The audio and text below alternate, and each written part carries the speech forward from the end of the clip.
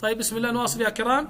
قلنا هنا إنشاء موسيقى ويكون يعني بشكل أنشودة. لاحظوا ماذا سأعطيه من أوامر. سأقول مثلا لحن لي أنشودة بدون آلات موسيقية حتى لا ندخل في الحرام.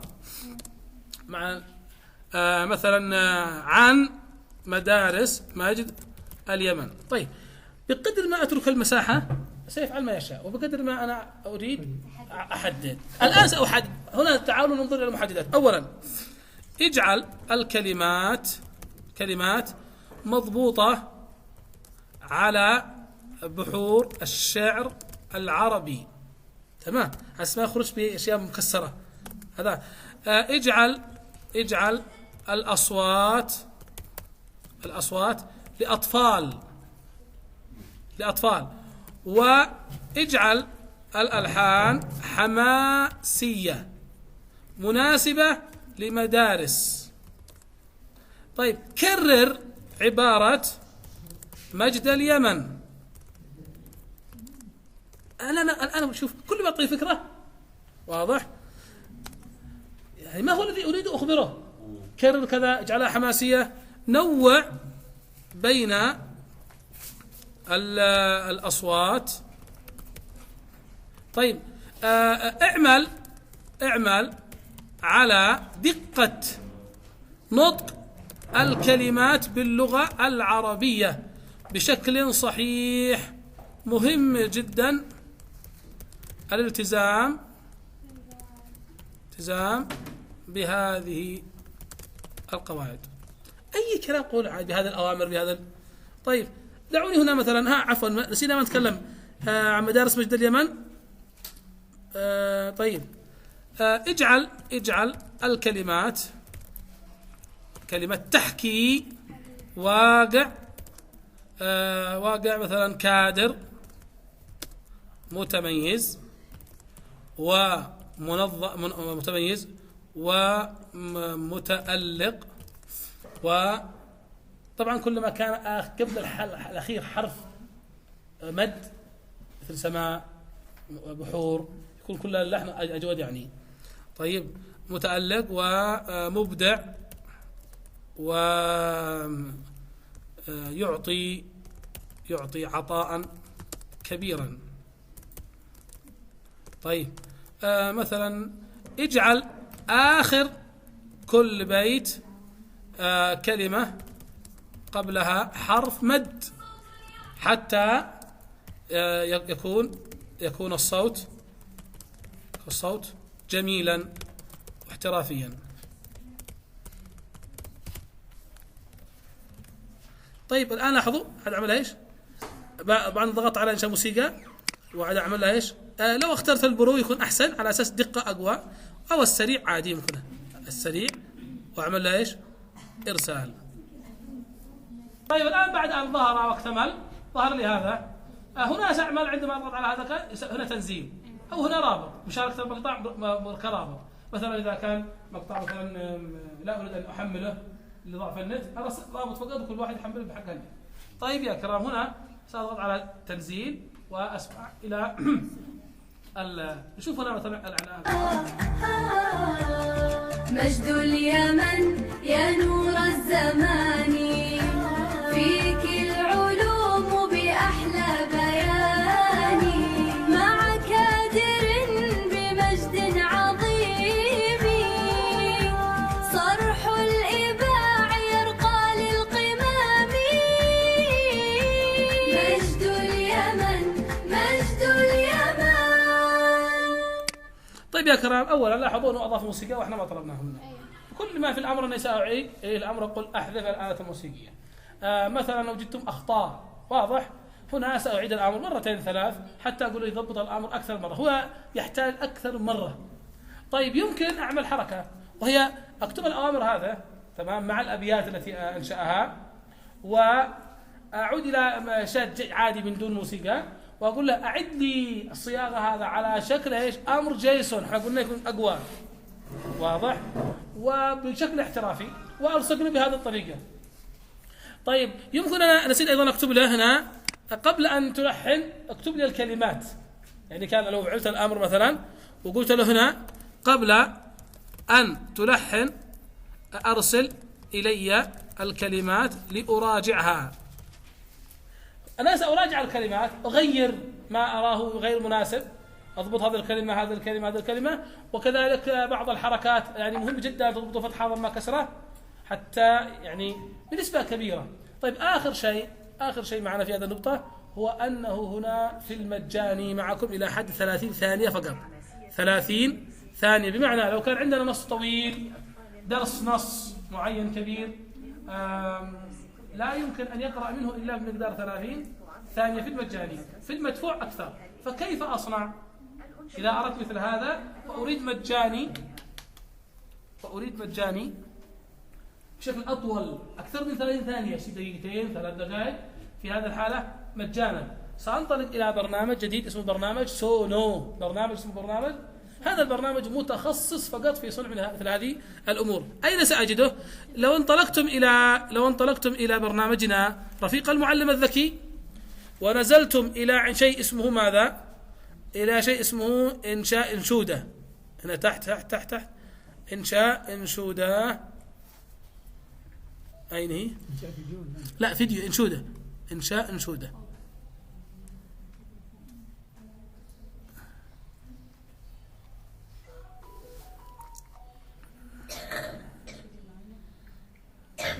في رفيق المعلم. طبعا هذا إذا نسيتم العنوان، أما إذا أنتم ذاكرين فادخلوا على من خلال جوجل واكتبوا سونو حتى بالعربي يطلع لكم، لكن إن نسيتم اسم البرنامج فهذا يذكركم. هذا هو الفائدة من مثل هذه الأمور. أين إنشاء صورة؟ لا، إنشاء احتفال، إذاعة، خطة، اختبارات، إنشاء اختبار، إنشاء قصة، الصبر. وين تحويل؟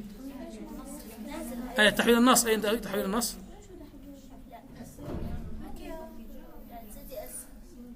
هذا نعم، تحويل النص إلى أنشودة. اضغطوا عليه يظهر لكم رابط اسمه عنوان سونو، اضغط عليه سيفتح لك مباشرة سيفتح لك مباشرة البرنامج. واضح يا كرام؟ هذا البرنامج سأختار منه كلمة كرييت من هنا. طبعا إذا أردت منكم تسجيل دخول فأعمل تسجيل دخول.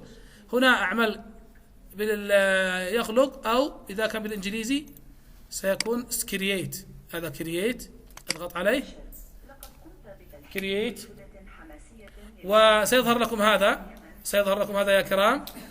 هنا في هذا المكان اكتب الكلمات، لا تكتبوا شيء غير الكلمات لأنه سينطق كل شيء مكتوب.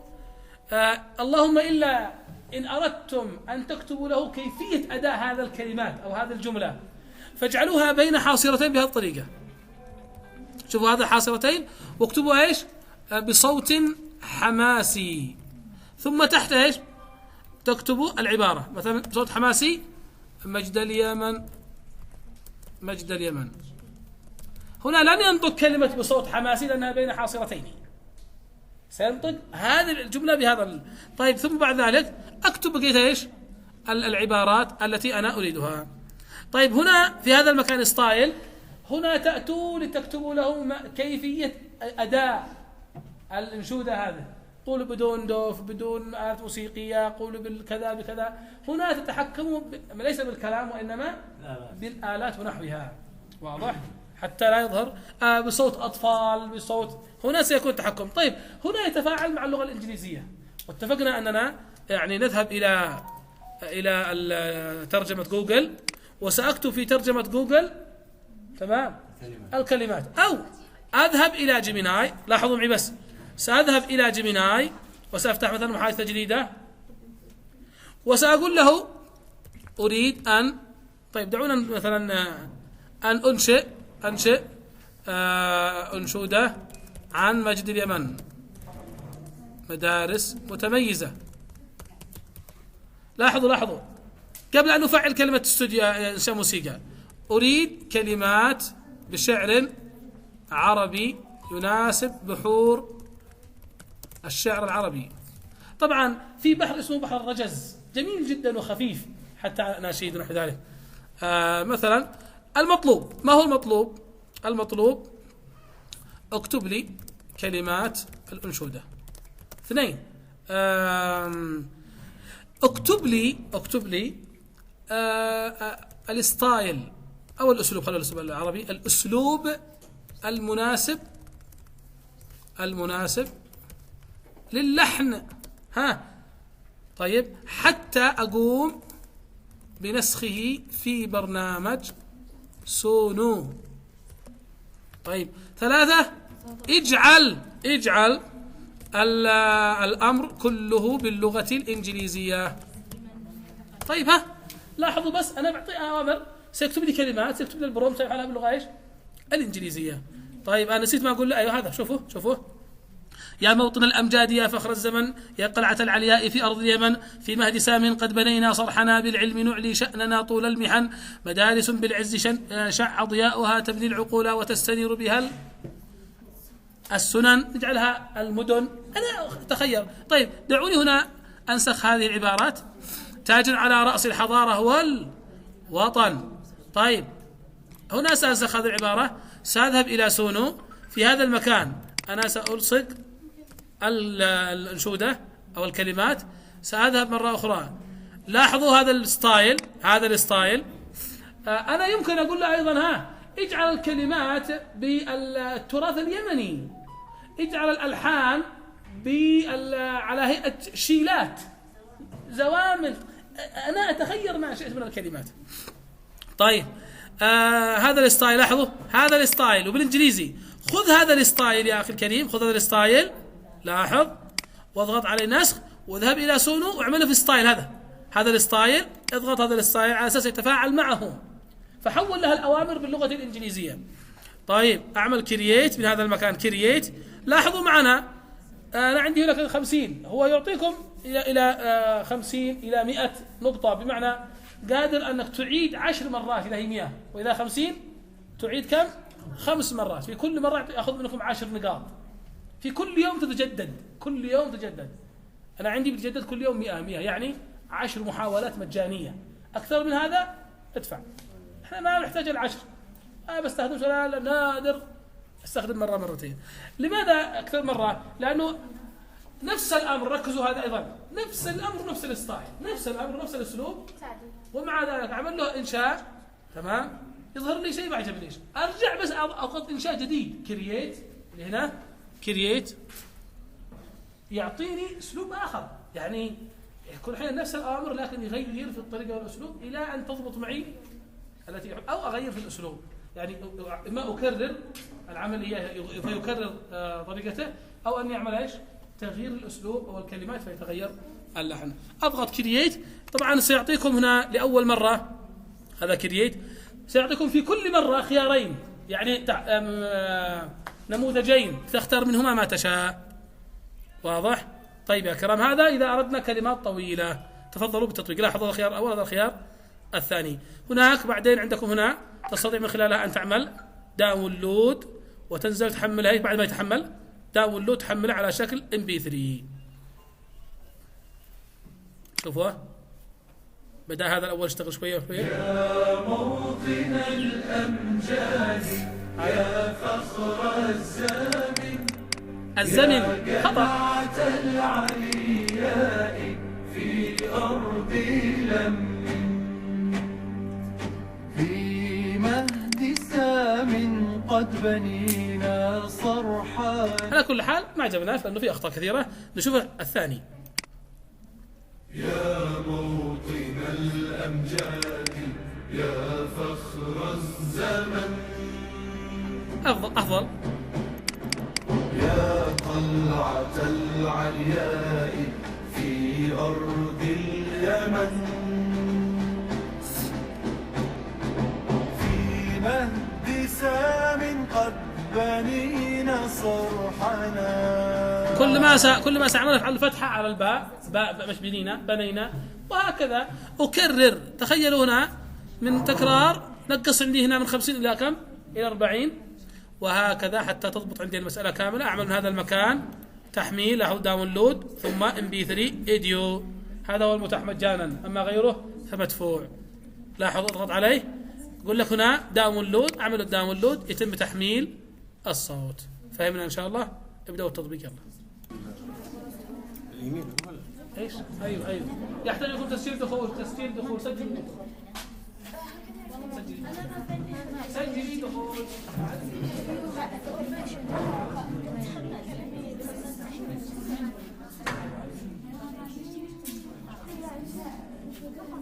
يلا يا جماعه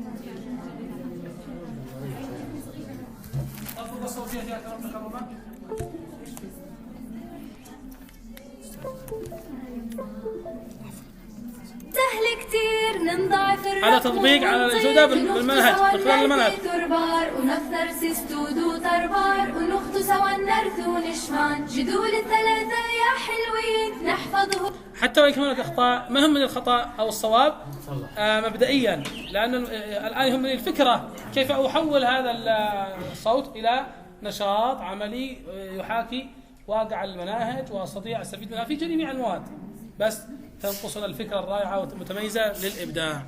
شكرا لهذا الإبداع.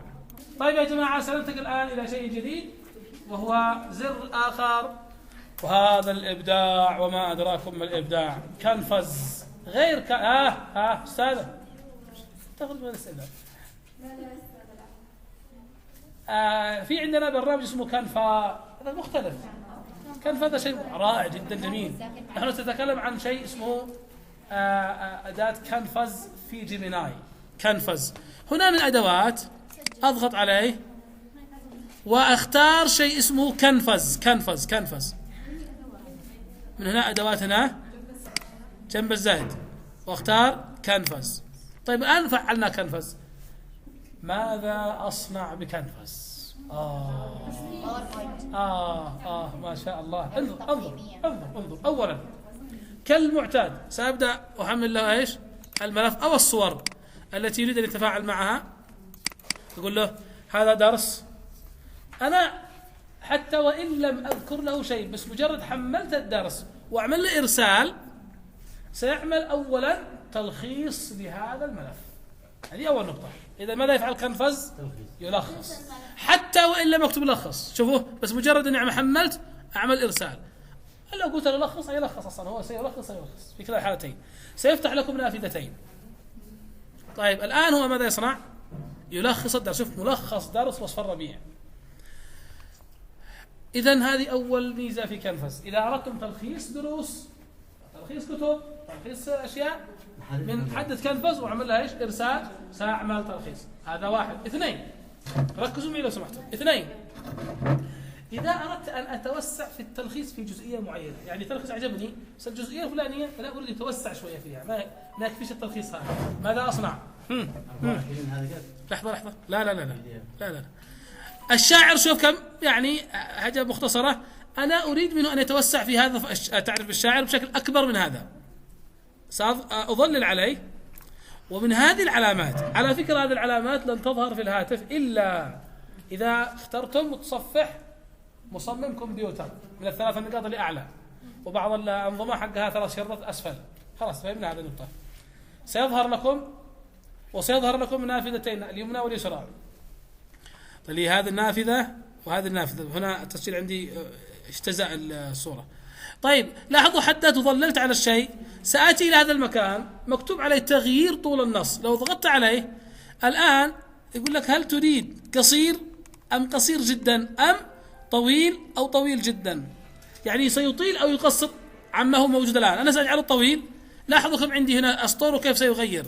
سيعيد إنشاء. لاحظوا هنا معناه وهذا المكان معناه أنه يبدأ الآن بإعادة الشرح. لاحظوا كيف سيعرف بالشاعر وسيطيل هذه الجزئية فقط من التلخيص. لاحظوها شوف كيف أطالها، أصبحت بشكل إيش؟ أطول. لو أردت تقصيرها أيضا من هذا المكان أقصر وتقصير جدا ونحو ذلك. إذن الميزة الثالثة هي ماذا؟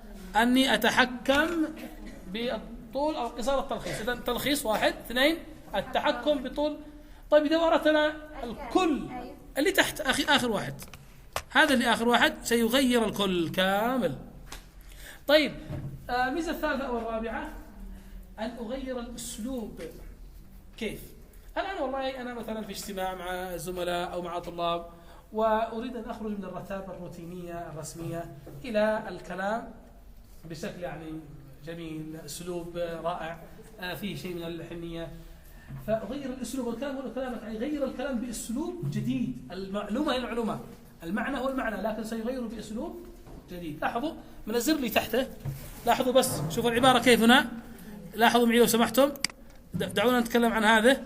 تعريف الشاعر هويته، صفية الدين، أسلوبه، تاج. مثلا لو أقول له هذا المكان جمال الطبيعة، شرح الموجز، غير لي من أسلوب علمي مباشر إلى أسلوب إيه. طيب سأختار هذا الثاني. طبعا أيضا على العكس قادر مثلا إذا أردت أن أرسل هذا التلخيص إلى جهات عليا أو محترمة وأريد أخاطبهم بشكل رسمي وأنا خلفيتي في الصياغة الرسمية ضعيفة، أكتب كلام عادي في خانة الكتابة وأجي له هنا أقول له إيش، غير لي الكلام هذا إلى أسلوب راقي، فسيتغير الكلام بنفس المعنى إلى أسلوب علمي راقي أستطيع أخاطب به جهات رسمية عليا أو بشكل رسمي لأي شخص. لاحظوا هنا مثلا هذا كلام رسمي أنا أجعله بشكل إيش، هزلي أو يعني شكل، هنا يقول صياغة بسيطة جدا. شوفوا كيف يتغير مثلا النمط، الأسلوب. شوفوا الصبر شوي الآن بيحمل، وهذا بيحمل لازم يحمل معناها، انتظروا. شوفوا جمال الطبيعة كسر ربيع الأشجار، هذا الصياغة السابقة، الأسلوب السابق. انظروا إلى الطريقة الجديدة. الطبيعة كشخت، الربيع دخل علينا وشيك الشجر والتلال بملابس خضراء تجنن. غير إيش الأسلوب. تمام.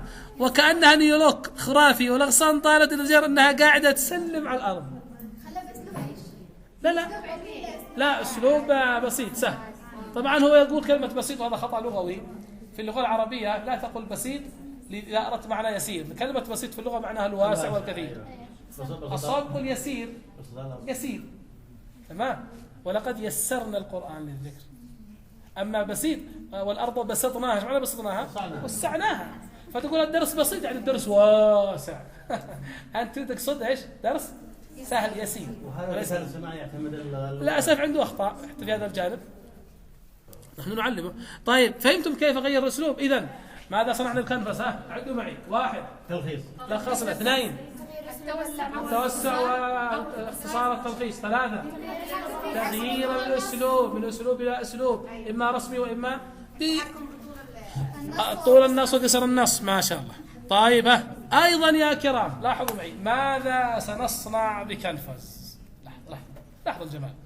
ماذا أو خلينا نحول الكلام إلى شكل رسمي لو سمحتم. كلام رسمي بس شوية.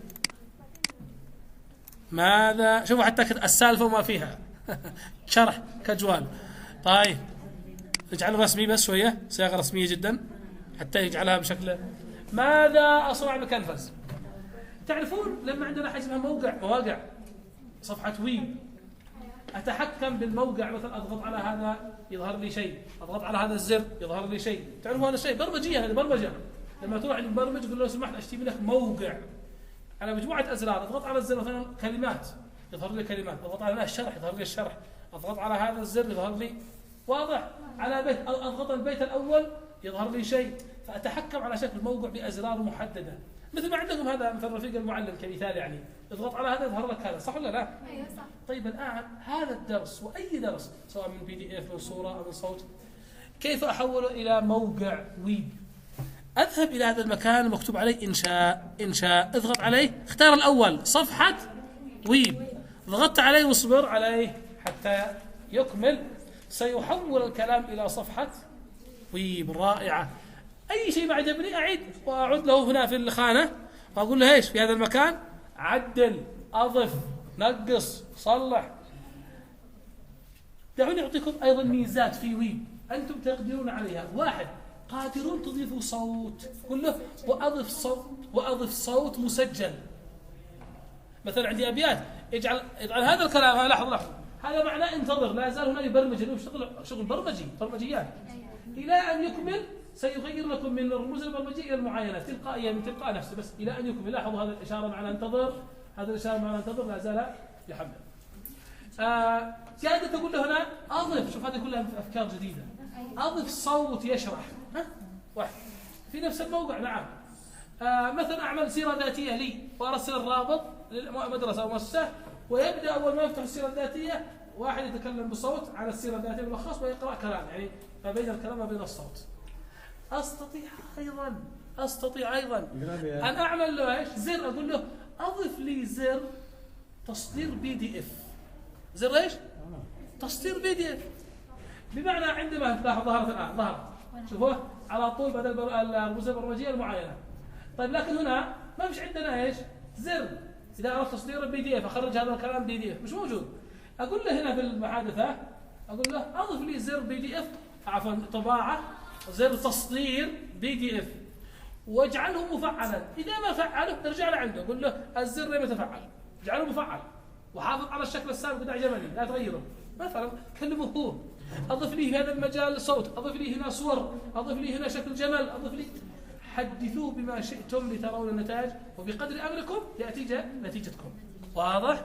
طيب الآن هنا أؤكد، هنا عندنا مشاركة وفوق مشاركة. لا تضغطوا على المشاركة اللي فوق لأنها ستشارك الموقع كله. لا، اضغطوا على المشاركة هذا الخاصة بهذا الدرس أو هذا التطبيق. أضغط عليه مشاركة. لاحظوا أضغط على المشاركة شوية عندي ناس. أجي مثلا أفتحه أو أرسله إلى المجموعة. أرسل المجموعة. أقول له إيش؟ مثل الطلاب أرسل الرصد، أعمل إرسال. طيب الآن لاحظوا عندما أفتح، تكرروا لاحظوا معي فتحت. لاحظوا عندما أفتح، مشكلة التسجيل ما أخذش الشاشة كلها، معلش. لاحظوا يا جماعة، أيوة هنا يظهر لكم جمال الطبيعة في لوحة شعرية ابدأ استكشاف. لاحظوا اضغط عليه سيعطينا ماذا؟ للأسف التسجيل ما أخذ الشاشة كلها. البيت الأول والثاني وتفاعلي. لاحظوا عندما أضغط على البيت الأول يظهر لي الشرح والإيضاح والمفردات، وأنزل تحت حلل، الكثبان، الدوح، أعمال رائعة. تقدر الآن أنك تضغط وأنت تريد طلاب الشاشة وتتفاعل على بيت بالشرح والعبارات والمعاني. ولو نزلنا مثلا إلى إحصاءات في هذا المكان وعن الشاعر من هو الشاعر ونحو ذلك كله، أنا أظن قادر أعمل له. هنا القصيدة، هنا المفردات، هنا التحليل، هنا الشاعر، فأتحكم. وكل واحد قادر بحسب الأمر أن تشكل ما تشاء من خلال كنفذ إنشاء ويب. ابدأوا تطبيق.